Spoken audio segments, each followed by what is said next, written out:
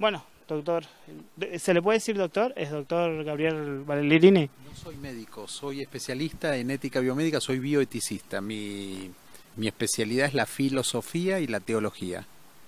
Bien, gracias por venir primero a Posadas, por estar dando las conferencias que se dieron lugar acá. Y bueno, gracias por poder hablar con nosotros. Queríamos estar un ratito, hablar en profundidad un poco, para poder, debatir de este tema que hasta hace poco estuvo en boca de todos y ahora va a volver a estar porque van a volver a presentar un proyecto para poder legalizar el aborto. Y bueno, usted se hizo conocido en los medios por defender la postura de las dos vidas. Primero que nada, para conocerlo un poco más, ¿cómo eligió ser bioeticista y qué es un poco ser bioeticista? Estaba yo en el secundario, década del 80, y Acá nomás, hace poco. hace poco. Y vino un médico a dar charlas precisamente de educación sexual, que tanto se dice hoy que no se hace educación sexual. Estaba en un colegio secundario y vino alguien a enseñar educación sexual, pero educación sexual con valores, y linkearon el tema del aborto proyectando una película muy famosa que se puede googlear y ver ahora, El grito silencioso, donde un médico abortista, el más grande médico abortista que tuvo los Estados Unidos, de repente a través de una ecografía vio la realidad de lo que ocurría en el embrión cuando el instrumental quirúrgico entraba en el útero para quitarle la vida. Eso quedó grabado en un film a través del proceso ecográfico. Esa película recorrió el mundo y realmente cuando uno ve y toma conciencia de lo que implica un aborto, eso me marcó. Bueno, después de grande estudié otra cosa, pero llegó el momento de que pude hacer una maestría en la Facultad de Medicina de la UCA y especializarme en esta área que también está linkeada con la filosofía y también está linkeada con las ciencias humanísticas, aparte, digamos, de lo que es el derecho, lo que es la medicina. Vos me decías, ¿qué es la bioética? Ok, la ética es una rama de la filosofía y es la ética aplicada a la vida. En términos sencillos, es poder encontrar la valoración de todos los actos médicos que implican procedimientos tanto en la clínica como en la investigación, y que la ética sea un patrón también de contralor. La pregunta que se hace, ¿es lícito aplicar al hombre todo lo que hoy humanamente es capaz de hacerse? La ciencia avanzó enormemente en todos los campos. Y uno dice, ¿es lícito, corresponde, es moral aplicar a la vida humana todo lo que hoy sí ya es capaz de realizar la ciencia? Y esas son las preguntas que se hace la bioética y esas son las respuestas que intenta responder también. O sea, es como un área mixta entre las ciencias duras por ahí, como más la medicina, y las ciencias un poco más de humanidad, de ciencias humanas, ¿no? Exactamente. La bioética, los que somos bioeticistas, venimos de distintas profesiones. Entonces, es una disciplina, es transdisciplinar. Está el bioderecho, los abogados se especializan en el bioderecho, los médicos, los teólogos, los filósofos, antropólogos, psicólogos, es decir, es una especialidad que es un posgrado universitario que requiere un grado de cualquier disciplina. Y allí cada uno, desde su profesión, va a desarrollar los contenidos bioéticos. Volviendo al debate sobre el aborto, según su opinión, ¿cómo fueron tomadas las palabras de los especialistas, sobre todo del área en la salud, en el debate por el aborto? Los especialistas en salud están más a favor, están más en contra, y bueno, ¿cómo usted piensa que fue tomada, si fue tomada en consideración o no la palabra de justo la gente que va a ser la encargada de, supuestamente, de ejercer esos abortos? Los especialistas en salud estaban atravesados precisamente en dos bandos, dos grupos contrarios y antagónicos. Por un lado, quienes basan su fundamentación en el argumento científico, argumentar desde la ciencia te lleva a defender la vida. La fundamentación biológica, genética, te lleva a defender la vida. Quienes adhieren ideológicamente a un pensamiento que es contrario a esa determinación biológica, había muchos profesionales de la salud que aceptan la gradación, es decir, no hay vida humana desde la concepción, sino que se va haciendo en un devenir. Esto linkea mucho con el terreno filosófico, pero es como que se va haciendo humano, y realmente eso es difícil de aceptar incluso hasta racionalmente, ¿no? La pregunta que uno se hace es, lo que nace allí, lo que comienza allí con la fecundación, esa vida que comienza a tener existencia y autonomía genética, autonomía genómica propia, ¿cuándo comienza a ser humano? Y algunos ponen día 14, otros van al plano cardiológico, neurológico, en fin, distintos estadios graduales, y bueno, admiten la gradación en la concepción de la vida humana. Lo cierto es que la opinión de los profesionales de salud estaban partida de acuerdo a esta ideología, ¿no? O sea que en todas las áreas era un River Boca. Era vos de un lado, yo del otro. Hay una posibilidad de poder llegar a algún consenso, porque como sociedad tenemos que ponernos... Primero tenemos que ponernos de acuerdo en la realidad social, cuál es la realidad, porque algunos de un lado plantean que la realidad es esta, tantos números, tantas cifras, del otro lado la realidad es esta, tantos números, tantas cifras. ¿Hay alguna posibilidad de como sociedad, digamos, maduremos un poco y pongamos por lo menos un poquito de acuerdo en algo, digamos? Es difícil encontrar consenso para quien ve la realidad desde una perspectiva ideologizada. Es más fácil encontrar consenso cuando todos vemos la misma realidad. El gran problema que tenemos hoy es que muchas personas la realidad que está delante de la vista la ve pero atravesada desde una perspectiva ideologizada. Entonces, de alguna manera, la opinión que tienen de las cosas y los conceptos que van desarrollando de las cosas son conceptos que están alienados de una realidad natural. Y entonces es muy difícil ponerse de acuerdo allí. Por otra parte, la vida, la dignidad de la vida, no se puede determinar por la cultura. La cultura no puede determinar la vida de una persona. El pacto social, una ley en un congreso, no puede definir quién vive y quién no vive. La vida es un valor inherente al ser humano. El ser humano tiene dignidad y por lo tanto la vida debe respetarse desde el comienzo de su existencia, que es en el momento, como la ciencia lo afirma, desde el momento de la fecundación.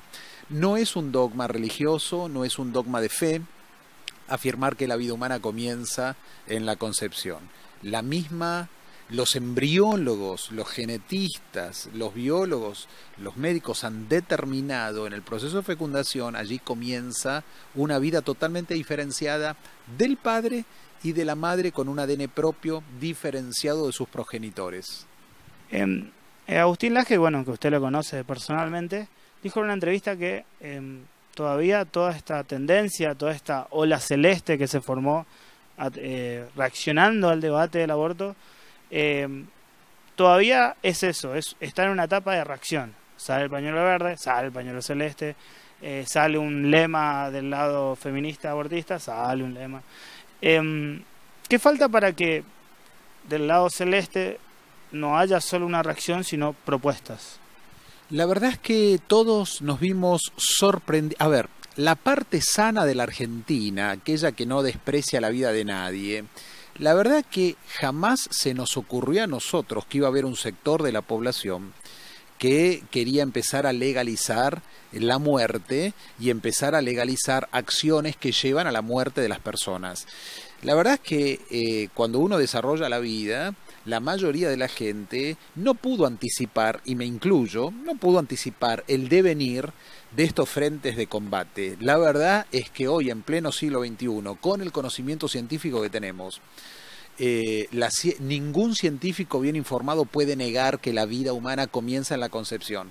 Tener que estar defendiendo ante el Congreso lo que la misma Constitución garantiza, que la vida humana debe tutelar la vida desde la concepción. La verdad es que nos ha sorprendido porque jamás uno puede esperar que un grupo aún vaya contra la Constitución, pero no solo porque lo diga la Constitución, sino porque es el valor que cualquier sociedad, el valor primero que cualquier sociedad de bien tiene que defender, que es el valor de la vida.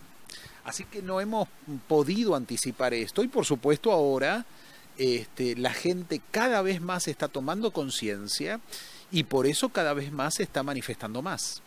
Usted dijo en la conferencia de ayer, si mal no recuerdo, que hay una lucha de ideas que se está dando, que es la idea progresista, la idea más relacionada con la izquierda y la idea conservadora, si se quiere, más relacionado con la derecha.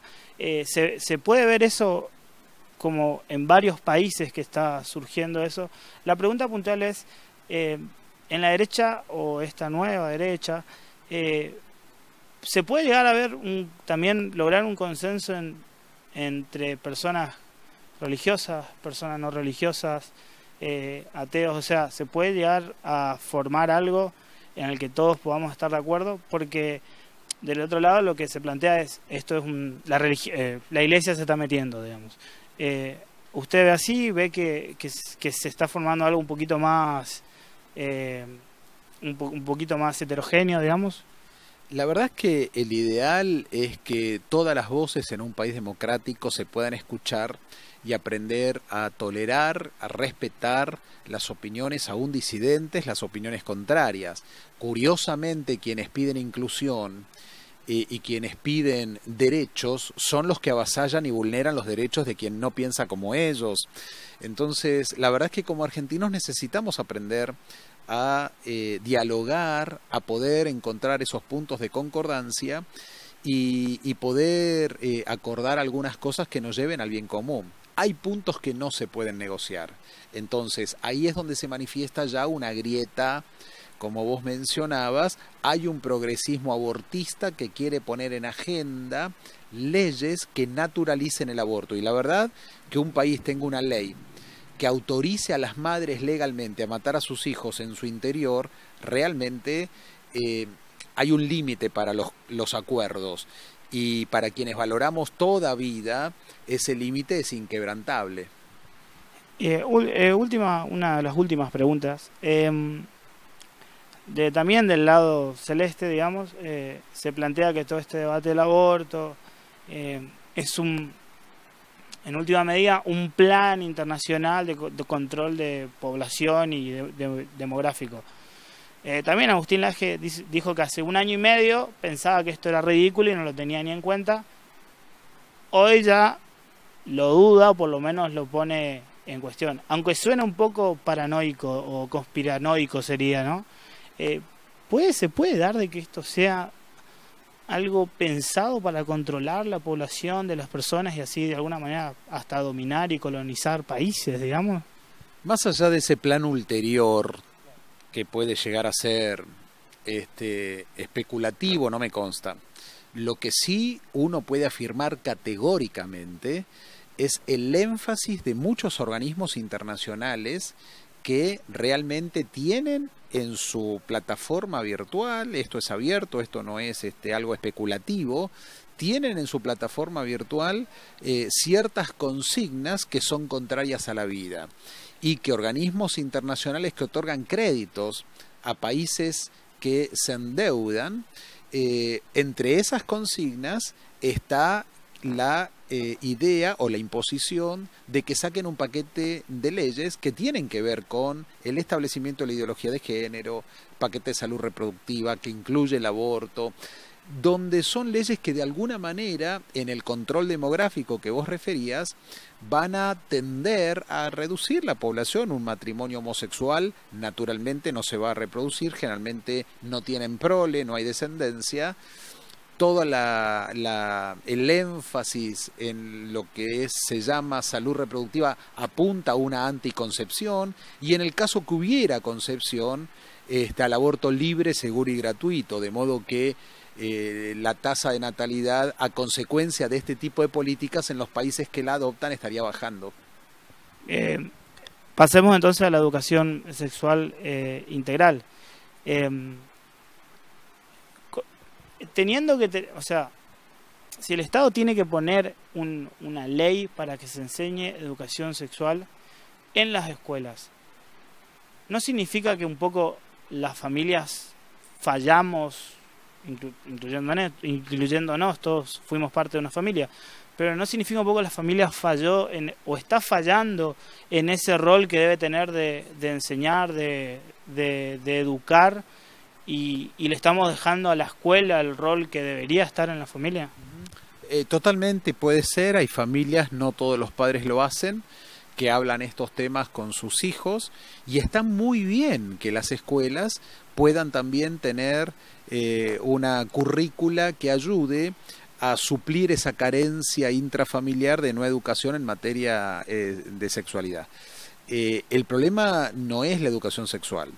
Queremos que haya educación sexual. Lo que no queremos, y gran parte de la ciudadanía se está manifestando para que no haya, es ideología de género metida en medio de ese contexto de enseñanza de educación sexual. Cuando a la sexualidad se la separa de la perspectiva biológica, caemos en el absurdo de estos marcos ideológicos que llevan a la construcción de una realidad paralela a la realidad natural y a la realidad concreta. Entonces, nos parece cruel y vil y manipulador enseñarle a los chicos una realidad paralela, donde las fantasías patológicas de algunas personas empiezan a verse naturalizadas a través de un marco legal y ahora dentro de una currícula educativa, y eso realmente nos parece fuera de lugar. Los padres mandan a los hijos para suplir las carencias educativas, para que la escuela pueda ejercer sobre ellos educación, pero no adoctrinamiento. Entonces, el gran punto allí se trata de eso, ¿no? De que haya educación sexual, pero nunca de la educación sexual se puede separar la perspectiva biológica. Bien, muchísimas gracias. Quedamos sin tiempo, ya va a empezar la conferencia que usted va a dar. Así que muchas gracias por este tiempo y bueno, esperemos que haya disfrutado de estar en nuestro lugar, en Misiones, en Posadas, y bueno, está invitado obviamente a volver cuando usted pueda y cuando usted quiera. Quedo sorprendido, gratamente sorprendido por el recibimiento, la calidez de estos días acá, y sobre todo ver los miles y miles de personas que nos han seguido en cada conferencia. En las 4 que dimos, esta es la quinta, calculamos más de 4.500 personas, así que es evidente que la conciencia de los argentinos está despertando, y es evidente que cada vez más son las familias y los ciudadanos que están abriendo los ojos frente al avasallamiento de estas leyes que son punitivas. Por eso el jueves 15 de noviembre está la marcha continental con Mis Hijos No Te Metas, aquí en Misiones también, en el 4º tramo de la Costanera va a ser el lugar de concentración, en Buenos Aires va a ser en el Congreso Nacional, pero están todas las familias, todos los ciudadanos invitados a participar y poder decirle al Estado y a las autoridades: con nuestros hijos no se metan, no queremos ideología de género en la educación. Muchas gracias.